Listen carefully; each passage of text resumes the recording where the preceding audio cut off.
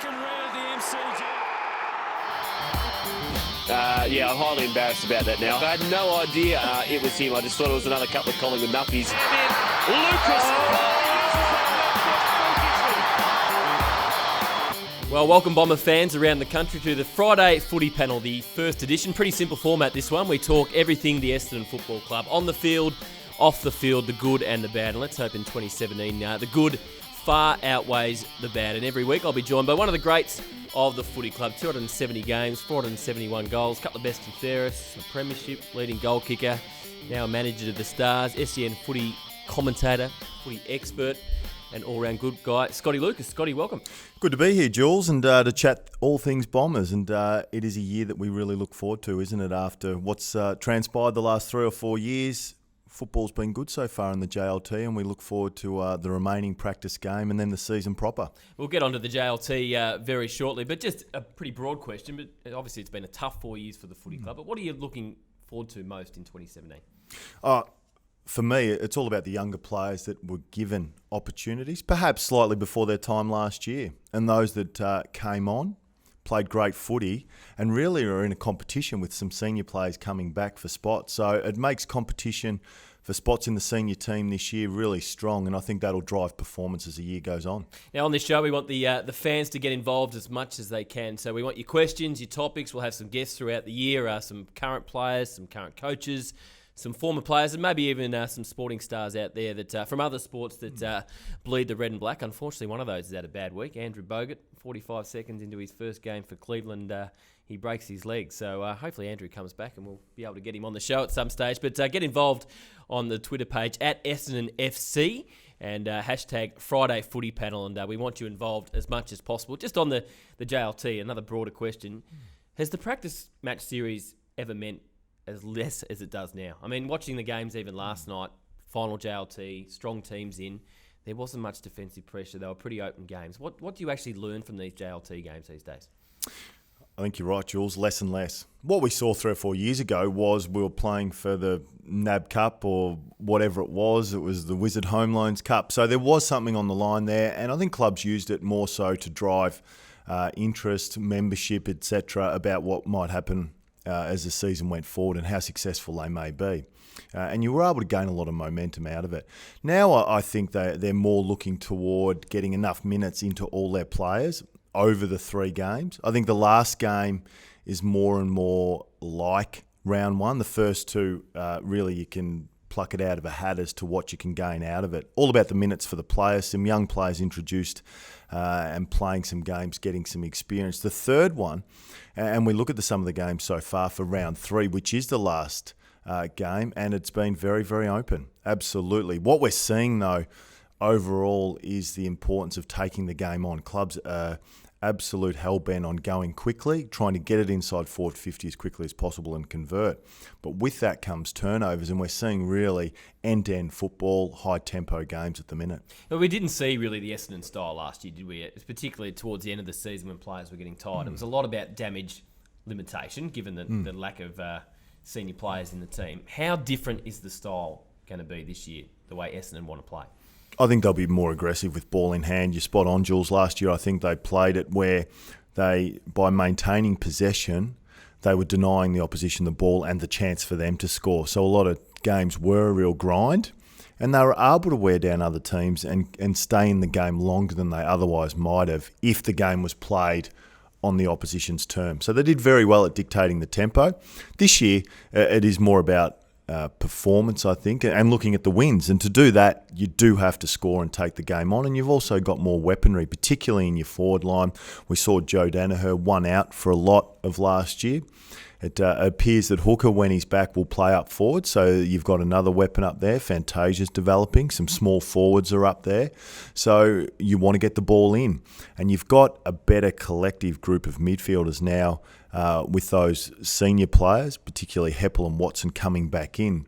So when the ball's in a neutral position at a stoppage, they're a better chance to win that and have the game go their way rather than conceding ground last year a lot and starting to attack from a really defensive type position. The 2 JLT games so far, a couple of narrow losses for the Bombers, the Pies and the Gold Coast Suns. Just a couple of things or a couple of players you've liked, and has there been anything in those 2 games that you've been concerned about?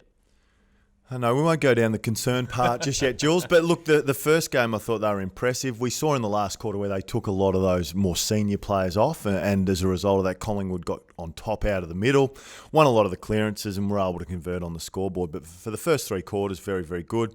Fantasia, I thought, another younger player, can at times get lost when we talk about some of the other players, younger players at the Bombers, but he didn't start the team, the year in the team last year, came in and played excellent football. He was impressive. Then we saw the second game against the Gold Coast and young Begley, a first-year player, kicking the 4 Smokey goals. for round one? He's playing again this week, which is a good sign if you're playing the final JLT game. I think it's very much up to him. I think he would be, and we'd like to know all about selection. I'd say he'd be a 50-50 chance. Hard to keep him out if he's very strong again, but also very difficult for a young player to back up and have that sort of performance again after the game against the Gold Coast. Still finding his feet and consistency. But what he does have is a mature body that would allow him to compete early on in the season in an AFL game. He's an interesting one, isn't he? Because he was a player that wasn't even in the TAC Cup system at the start of last year. He's a really big boy. He's lost some weight and he still looks a little bit heavy, but he's one of the best runners at the club. So he's a really quite powerful athlete. Yeah, look, he hasn't been through the pathways or the traditional path that most players take of playing a couple of years of TAC footy and then the championship. So he came in, played great footy as the year went on. By the end of the year, he was well known to all recruiters, and I think he was met and greeted by many clubs, and the Bombers were fortunate enough to be able to read his name out. And I think his scope for improvement as a result of not being through the pathways is incredible. That third forward is such an important position now, isn't it? If you look at Hawthorn when they won the Flags, they had Jack Gunston. The Dogs sort of Tory Dixon, a Jake Stringer type, which is probably something Essendon hasn't had in recent years. Well, what you need all your forwards to be, Jules, is relevant. And by that I mean able to hit the scoreboard. If you can't hit the scoreboard, your opposition very quickly realises that, and then they'll look to rebound off or pay you less respect, and they'll lay off and become an intercept player. So if you can keep your opponent occupied, it gives separation to the other forwards, lots of one-on-ones, and then you get a chance also to hit the scoreboard, which Begley can do. And it is an important role. You mentioned Gunston. That player that can kick 50 goals, but he's hard to label as a player. Is he a tall? Is he a small? He does a little bit of everything, is very important. And then the defensive pressure that they can add also. We hear clubs talking about they don't want to be too top-heavy, too tall, because of the pressure that they may not apply. So if you're a medium-sized target that can put great pressure on and kick goals, you're a very, very important player. Now, of course, the final JLT game is this week up in Bendigo, 4:10 on Sunday. So hoping to see as many Bomber fans up in Bendigo as possible. Of course, the Power Core Country Festival, of course, that big game, round 8, the country game, Essendon and Geelong, that gets underway this weekend. We saw yesterday Zachy Merritt and Tom Hawkins cracking the whip. Zach was pretty good, but Tomahawk had absolutely no idea for a bloke that lives on a farm, which was pretty disappointing, being a country boy yourself. Can you crack a whip? No, I can ride a motorbike and take the dogs to bring the cows up, but I don't know about cracking a whip. I might have to try that one day, Jules. Yeah, I would have stuffed it up, so I'm glad I didn't give it a try. But just looking at the team changes for the game on Sunday, obviously some good names coming back this week. Zach Merritt, Heppel, Zarakis, Bagley, Fantasia, Ambrose, Kelly and D. Out of the side, Ridley, unfortunately, probably about 3 months with a stress fracture in the back. Green, club saying a bit of a trot on the foot, should be right for round 1. Then Hocking left out, which is a really interesting one. The other changes, Redmond, Clark, Long and McKenna, the younger players being left out. But didn't play the first game, played last week.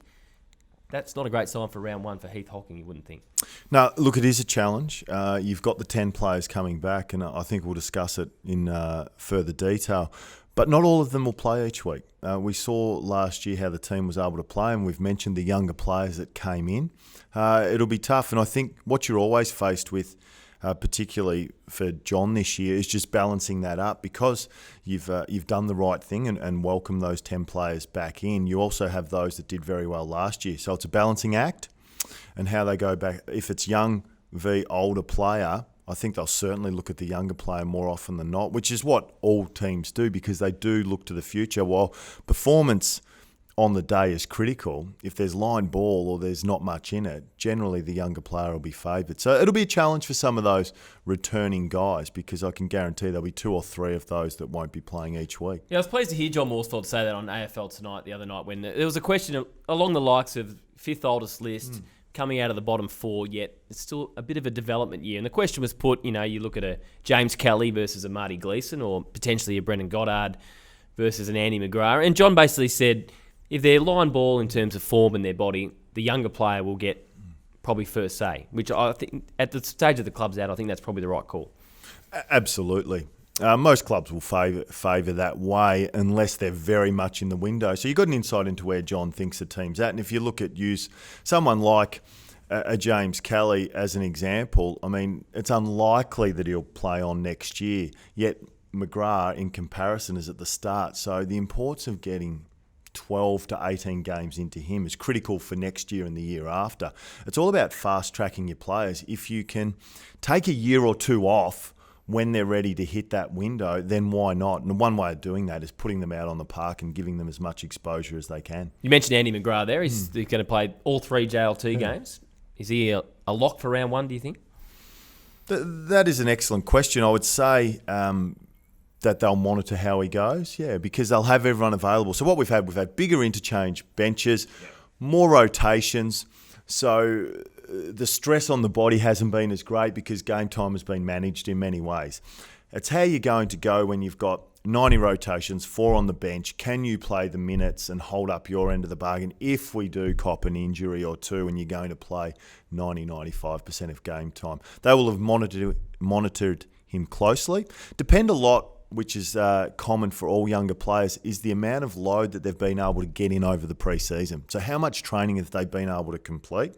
And for those younger players, it's difficult because pre-Christmas they come in a month after everyone else because the draft's late November. They usually do a week or two of induction where they're severely reduced. It's only after Christmas that they start to build up their workload. So he'll be really a wait and see. I think another one that will come down to how well he plays, because what you do want is your players to earn that spot, not necessarily be picked because you're a highly regarded first-round choice. But certainly so far, I think he's earned his spot. Now, Cale Hooker not playing again this weekend. The plan is to play in a VFL practice match next Friday night against Geelong. John Morsfeld said this week it was a bit of a tendon problem with the hamstring that didn't require surgery. Assuming he gets through that game next week, do you pick him automatically for round 1? I think you do. I mean, if he is selected next week to play in the VFL, then clearly he's ready for a game. He'll go into the season underdone, but I don't see a lot to be gained from another week or two in the VFL. I think that you put him in and you let him work into it so that by round 4 or 5, he's right and ready to go, and there's still 17, 18 games to go. I think it's, for me, the gap continues to grow between the VFL and the AFL. So as a way of introducing them back into the program, it's not quite as advantageous as it once was. So often clubs will favour a heavy training schedule on a Saturday than a game in the VFL and then put them in the next week. It's just a different type of game. 27-man squad that'll be cut to 24 on Sunday. And I think Zach Merritt might have given away a couple of the other changes yesterday, saying Ben Howlett and Michael Hartley weren't playing. Assuming that's right, it's a surprise with me with Michael Hartley. I thought he was fantastic on Peter Wright a couple of weeks ago. And I think for mine, I feel like he's probably the first choice at fullback for the year. Yeah, look, it's an interesting one and it may be minutes for other players. But you would think that it'd be very hard. If you're not selected for Sunday, that it's most unlikely you'll play round 1. So they may be looking ahead at their opponent. Not as many tall forwards, look to go a little bit smaller in the back line. But as we've said, they've got several guys that can play that third tall half-back role, that they do have an abundance of defenders in their team. With Matty D last year coming in, Kelly, then Marty Gleeson, we want to see more from him.